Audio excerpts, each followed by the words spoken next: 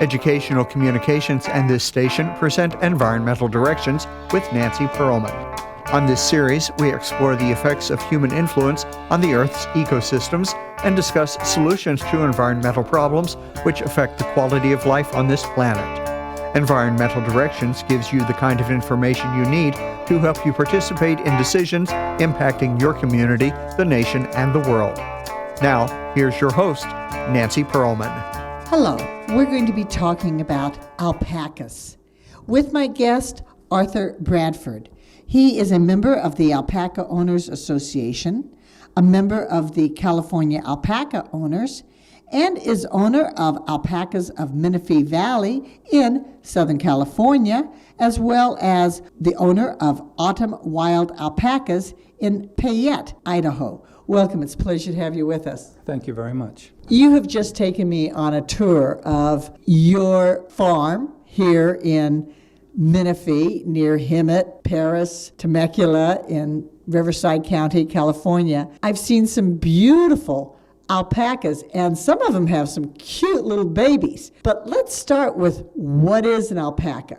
Is it related to the camels more than related to the horses? They are camelids. Camels, alpacas, vicuñas, guanacos, llamas, they're all in the same family. But I didn't see any humps. No, you're not going to get any of those on these guys. How big are they? How long do they live? Just tell us a little bit about the life of an alpaca, because they have become domesticated and they're not in the wild anymore. They're domesticated versions of a vicuña, which is a fiber-specific animal from South America. These, like sheep here in America, have been domesticated, and they do require input from owners. You have to shear them and you have to maintain them, or else they will die. They live approximately 20 years, is very common. They come in 16 different colors, and then you'll have variations and combinations of those colors on certain animals. And their fiber is highly prized for garments and things like that. In fact, I was looking at some of the finished products from their wool. Is that what you call it? Fiber or wool, yes. You were telling me that those were the natural colors. They looked like they had been dyed. There's 16 recognized colors by the AOA, and they come in variations of gray, brown, fawn, white. I know that when I was in Peru in South America, the shawls were made out of alpaca and llama. The alpaca was so fine and soft. The llama was rougher. What's the difference? Are they both same family of animals? They are the same family again of animals, but the llamas, because of the coarseness of their fibers used more for rugs and making rope and things like that, to where the alpaca fiber is much finer in micron, and that's what's used for garments. But you can basically make anything that you would make from sheep's wool. That's correct. But the nice thing about the alpaca fiber over the sheep wool is that sheep basically come in one color, and you have to dye it to achieve the different colors that you might want for your garment, to where with the variety of colors that the alpacas come in, you're not adding chemicals to the fiber to achieve a color. The other thing is, too, a lot of people have a reaction to wearing wool up against their skin, and we're finding that it's not so much the wool that the problem is, the chemicals that's used to process the wool and to dye the wool that they're having a reaction to. We're here in North America. This is an animal that is native to South America. When did it get established there? In South America, they've been forever, since the Incan and Mayan times. In the United States, we've been importing them since the mid-'80s, and at that time, they were more considered just an exotic livestock, and the only real market was continually selling your livestock. They really didn't have a source for the fiber on them. That came a little bit later. They weren't introduced for meat. No, in the United States, we don't really eat these characters. They're a little expensive for that. I've eaten it. It's Nothing that makes me want to run out and kill one and eat it. It's not that great. It's very lean, very mild flavor. You actually like to show these animals. There's special agricultural shows at county fairs where you've won some prizes. There's actually a show system. It's more like a dog show than it is like a county fair, where you're in the ring with animals of like age, sex, and color, and they're judged against one another, and then judged against what they consider is the perfect alpaca. It's a lot of fun to be in a ring with people that have essentially an unlimited budget, and to you be in there shoulder to shoulder with them on a limited budget and competing, and we've actually won. Which of these animals that we've been looking at won, and what were the characteristics that were so winning? Because when we walked around your corrals, they all were so curious. They just all stopped and stared at us. The girl that gave us our first blue ribbon, her name was Peppermint Patty, and we saw her out back. She was the large gray girl. Phenomenal fiber. Her fiber micron count is very low, which is a very desirable trait. And the length of her fiber, the staple length, is quite nice for a girl of her age. Does size make a difference? Because most people are familiar with camels in the Sahara Desert in Africa, and those are big animals that you can ride. These, I guess you could put a child on it to ride. I think the Incas in South America actually used them to carry items like we use donkeys or mules. So what is the general size that these come to, and how high are they? The ideal size is 125 to 130 pounds for a female. We have some out there that are quite a bit larger than that, and to me, that's not a desirable trait that I would want to breed into. I like a more compact, small alpaca. As far as being animals that are pack animals, again, those are that's a llama's job. These guys don't really carry much more than 25, 30 pounds on their back. Llamas can carry double or triple that amount. So people raise the alpaca because it's a finer fiber as opposed to the llama, which is more of a work animal. Absolutely right. And again, there's a place for both of them. How many people are there like you that have just fallen in love with this animal? Because you're a member of the California Alpaca Owners. How many are in California? And then, of course, there's a national or association as well. That's the interesting thing about these. There are hundreds of farms in California, and most all of them kind of fly under the radar. People, they're content with having their 10 or 15 animals, and they just keep a low profile, and they have their own little thing going on. Other people want to go big and grow and be more involved with the alpaca showing and doing farm tours and things like that. And that's the direction we're heading now, is we're going to grow this business. I think it's wonderful that you not only enjoy having the animals, but you do have the visitors. You do bring in the school children who probably have never seen one in the wild, and maybe not even in a zoo. What is the general reaction? A couple of years ago, we had 225 second graders come through here on a field trip, and it was over the course of a day. They came in waves. The thing that was most fascinating to them was to watch the animals poop. That's young kids for you. What do you do with all that? That was a question that was often asked. And again, if we were in a larger area, we'd be recycling the poop and using it as fertilizer. But because we're in a small area and my neighbors are kind of close, we offer it for free to people that want it. We're in a rural part of Riverside County, which traditionally, since I've been going up to the San Jacinto Mountains, and you're at the base of Idlewild and that part of the San Bernardino National Forest. We're also near the Diamond Valley Reservoir, which was created a few decades ago. But this area was ranch land, farmland. People had their horses and their other animals. And I hadn't been here for a while, and I'm really saddened to see the subdevelopment going in. You have a problem, because if people are putting in condos and track houses, they might not want to be near the animals. And yet, when we walked around, it didn't really smell to me.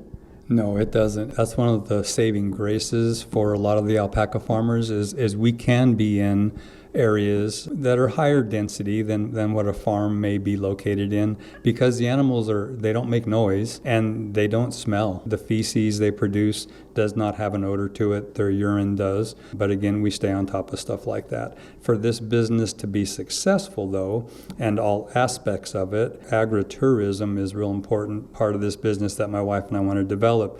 You need to be near a population center to have the people be able to come out to your facility and do tours and buy your products. You need to be near a population center, and that's why we chose the town we did in Idaho. We're 45 minutes away from Boise. That area is just growing like crazy. And of course, you have your little souvenir shop room with beautiful socks and hats and gloves, many other kinds of items. My wife has a loom that she does some weaving on. She also has knitting machines where she makes scarves and beanies and things like that.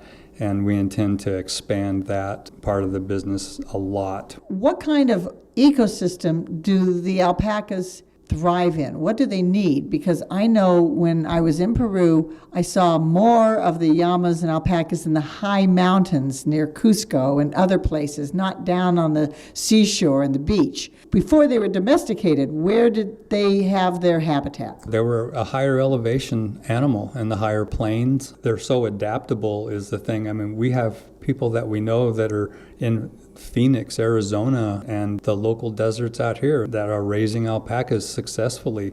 The key is just properly care for them. They're durable animals. They can handle a variety of weather situations, anything from freezing cold to quite high temperatures. The secret is you got to keep them hydrated, and they have to be shorn. Every year you must shear them, and you need to shear them before the summer heat sets in. Because they do have a lot of that wool. It doesn't hurt them to have it sheared. They need to be shorn, and that again is back to them being domesticated. They require shearing every year. If you do not shear them, they can die. They can become overheated. I'm wondering why America developed sheep herds instead of alpaca herds for wool, because sheep were not native to the United States either. I don't know that for a fact, but I would think that's probably pretty true. I believe one of the reasons that they weren't introduced into the United States until just recently is, again, because the sheep are, for now, a more versatile animal because of the meat quality there, where it's really not there with the alpaca yet. You have more than just alpacas. I've been hearing a cat meow. I see dogs. And you even have here inside your house some gigantic pigs.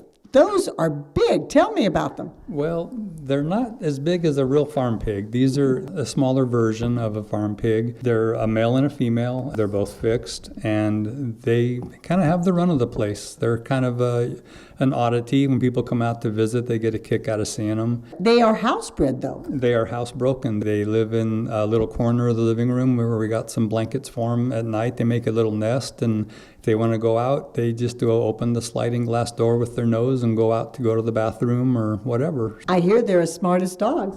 They're pretty easily trained, although they're very stubborn, so that's kind of an issue with them. You need to stay on top of it. But the alpacas have not been neutered. You actually have a maternity corral with the mothers, the pregnant mothers, and the young babies, which were so cute. Do you put the male in there when the animals are in heat? But I don't really think alpacas have a monthly cycle. Tell us that process. We keep all the girls that we're going to breed or have been bred together. That's really important. And they're induced ovulators, so they can be bred anytime. Generally, when you bring a male and female together, it needs to be on neutral ground. You don't bring one into the other's pen because that could usually cause a fight. And when the male is breeding the female, he'll do what's called orgling. It's kind of like yodeling and a song that he sings, and you can find it on a YouTube video, I'm sure someplace, alpaca orgling. And that causes her to actually release the follicle, the egg, and the egg will start its movement through her reproductive tract and be fertilized. We're going to talk more about alpacas and the raising of them, the use of them, and how wonderful they are to have in our ecosystems with my guest, Arthur Bradford when we return in a moment. Environmental Directions with Nancy Perlman continues with further discussion of the world's critical ecological issues. For more information, you may call 310-559-9160 or go to www.ecoprojects.org. Now, here's Nancy.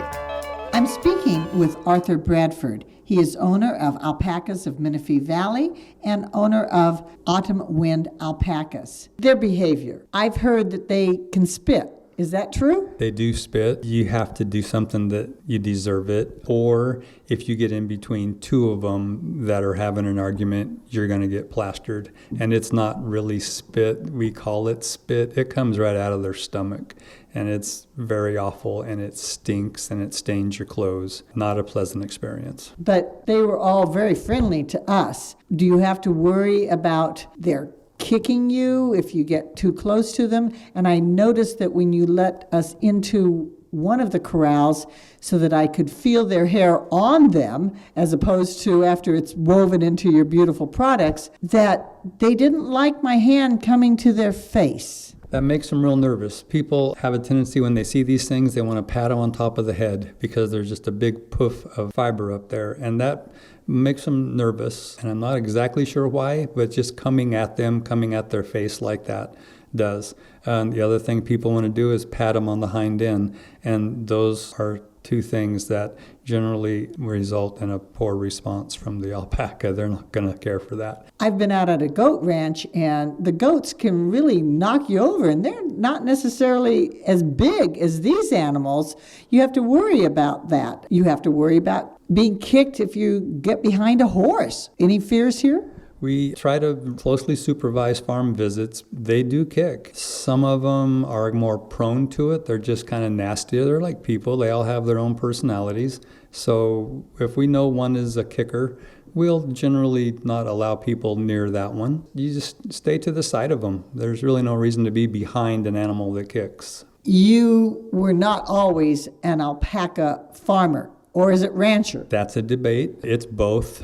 It's either or. That's true. We started this adventure 5 years ago, and we basically started off with just a couple of average run-of-the-mill animals to kind of just understand them and to see if it's something that we really wanted to participate in. You can tie up a tremendous amount of money in these real easily. We were blessed to have two great mentors to help us get established, and that was really important. How many people are raising alpacas in the United States now?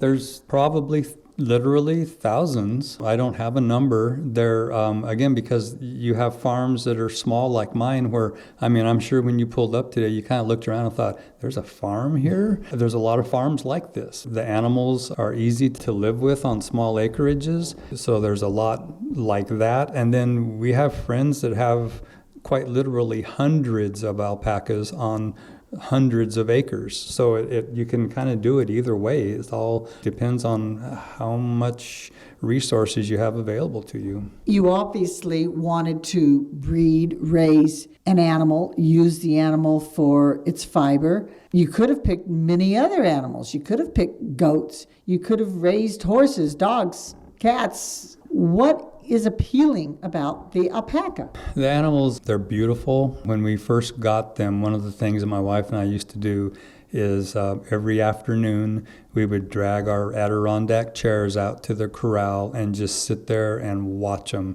and listen to them. And they hum real softly and quiet, and they're super curious. They'll walk right up to you and kind of like check you out. And they're beautiful, and they're soothing to be around. And the business itself can be profitable. What special concerns are there in raising this kind of domesticated animal?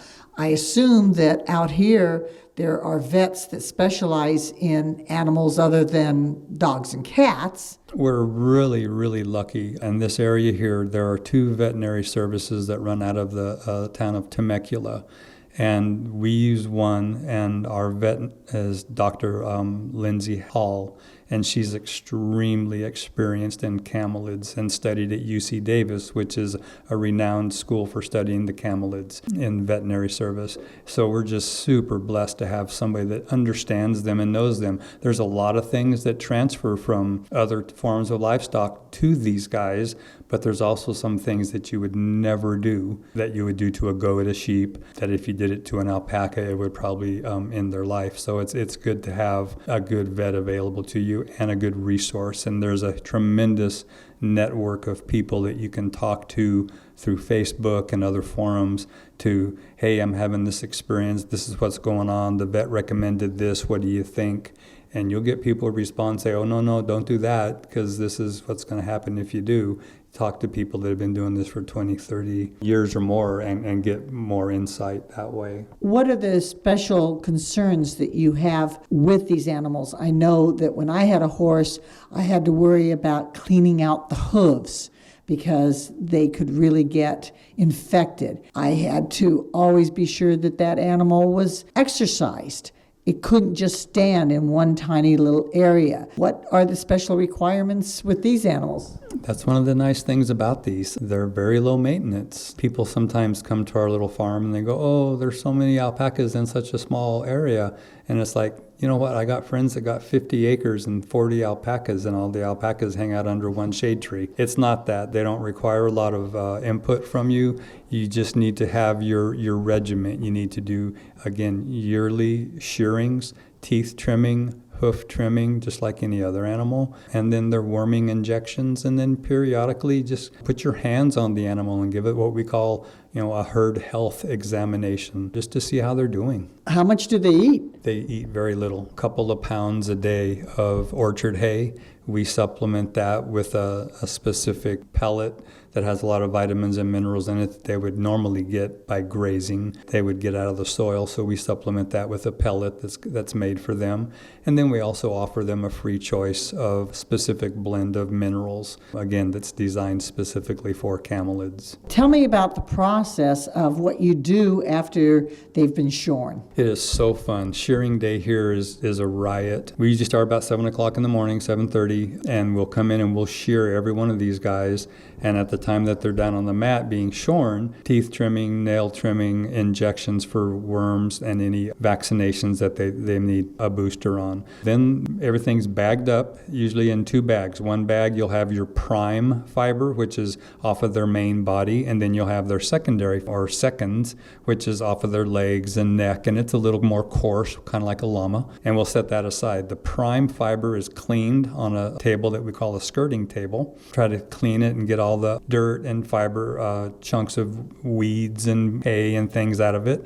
And then we bag it all up and off to a mill it goes for processing into yarn or felt material. Since alpacas are a domesticated animal, we don't have to worry about their being endangered. There are plenty of them in the world. Actually, has anybody ever counted how many exist? Someone probably has that stat someplace. There are plenty of them. They are not an endangered species by any stretch of the imagination. The United States, again, began importing them in the mid-'80s, and then somewhere around the late 90s, early 2000s, my understanding is they stopped importing them because we had established a large enough herd here in the United States to support itself, and we didn't really rely on imports any longer. When we walked around, you knew each one. They had their name. They did look distinctly different. You have no problem telling them apart? Or do you have your favorite? They're all unique. They're like our children, kinda,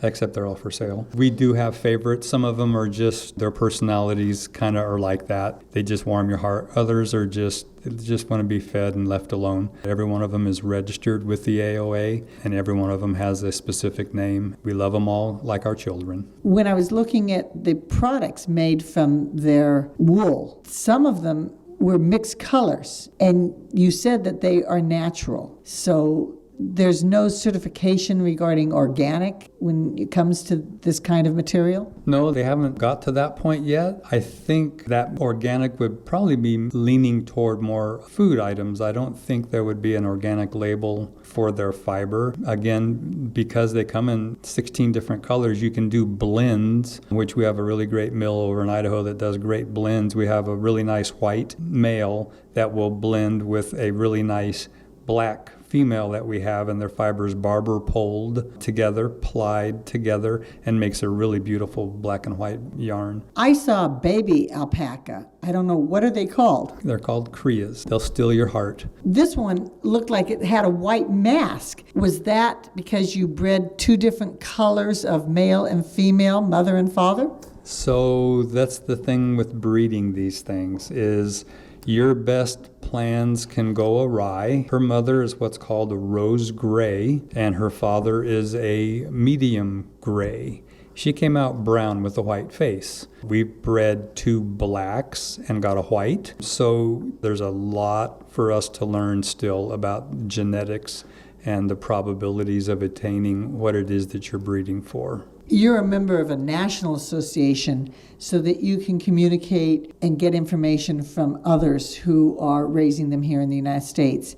But since they are native to South America, I keep referring to Peru, but I assume they're also in Bolivia and Ecuador and some of the other areas of that region of the world. Is there a special research institute that's really trying to understand these animals more? And what do we need to know more about them? There is, and down in South America, it's a huge industry down there. And again, down there, they breed mostly for white animals. Anything that's not pure white will generally end up in the meat market, because with a pure white animal, you can make that fiber any color you want by dyeing it. To where here in America, we're all trying to go in the direction of multiple colors of animals and enjoy having a brown and a gray and a black that's not dyed, that's just a natural coloration. There's a lot of research in South America because they've been in South America for hundreds of years. They are a little ahead of us, I think, in some of their research. But generally, we sell our top animals to breeders in South America and Australia. Are they doing any research to extend the life? How long do these animals live? I think up to 20 years. Do they change in their behavior, their needs during that period? They live into their 20s, very common. We have one here that's 14 years old. She's just as spry as all get out. She just had a baby last year. I don't know that we'll rebreed her. You can breed them into their mid to late teens. They recover quite quickly from pregnancies. And because their gestation period is 11 months, it's easier on them. They're not taxed. We mentioned the other animals that you have here at your farm. How do they interact with the alpaca, and how do the alpaca interact with them? Do you have to keep them separate, or can they mix easily? We keep them separate. The alpacas are super curious about other animals. They're very fearful of dogs. And then the little pigs that we got running around, they're not quite sure what to make of those. They kind of stand back and just look at those as like, my goodness, that's an ugly dog. Give me a story about your relationship with one of these. Do you have to be out there when they're giving birth? Do you have to go out and pet them every day and let them know you're connected to them? So my wife and I are originally from Huntington Beach, California. We grew up there. We'd never been around livestock. We had cats and dogs and hamsters. So the very first animal that we got here was pregnant. Beautiful alpaca, rose gray female. Well, she went into labor, and it was what's known as a dystocia. The baby was stuck inside and could not get out. I immediately took a picture of what was going on and got a hold of one of our mentors, and she said, get on the phone and get your vet out there right away. This is bad.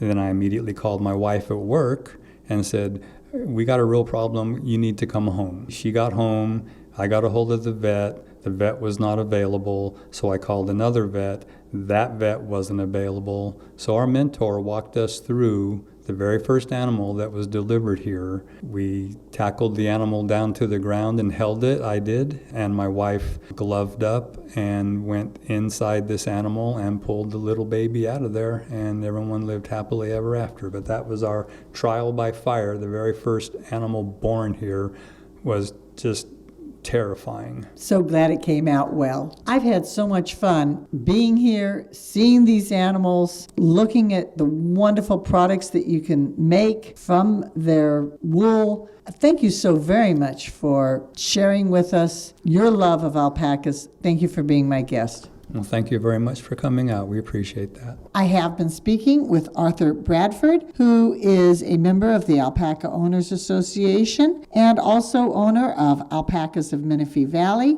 and of Autumn Wind Alpacas. I'm Nancy Perlman. Thank you very much for joining us, and do tune in again next week. If you would like free information about these environmental issues, go to www.ecoprojects.org or call 310-559-9160. Environmental Directions with your host, Nancy Perlman, is a community affairs program of the nonprofit organization Educational Communications and this station.